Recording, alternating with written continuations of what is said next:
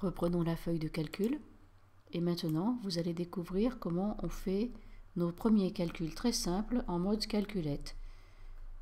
Tout calcul s'inscrit dans une cellule et commence par la touche égale. Si je veux taper 1 plus 3, ce qui est un calcul très simple, je l'achève en tapant sur la touche entrée. Et le logiciel me calcule le résultat.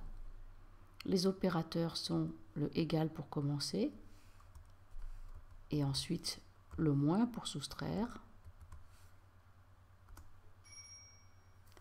Je multiplie non pas avec un X, mais avec la touche étoile.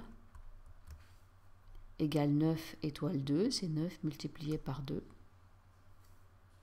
Et je divise par une barre oblique inverse, celle-ci, et je tape sur la touche entrée. Le principe est que le résultat est dans la cellule, cependant que le calcul est affiché dans la barre de formule. Le résultat dans la cellule, le calcul dans la barre de formule.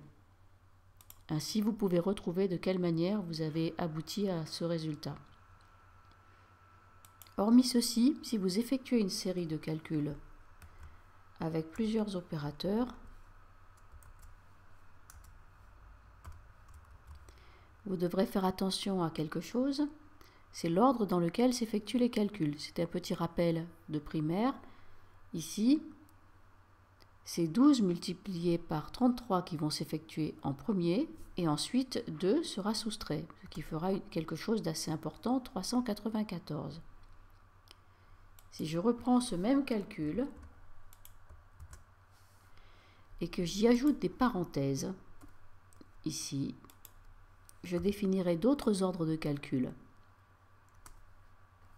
Et le résultat ne sera pas du tout le même. Vous devrez donc faire attention à l'ordre dans lequel les calculs s'effectuent et poser des parenthèses si vous le désirez. Je note toutefois que pour commencer un calcul, je commence par égal et tous les opérateurs sont en minuscules. Donc les calculs, les formules, on les fera toujours en minuscules. Il vaut mieux avoir un pavé numérique sur le côté pour taper les chiffres. Veillez que le pavé numérique soit bien activé parce que sinon vous n'aurez pas vos chiffres. Et je vous laisse tester.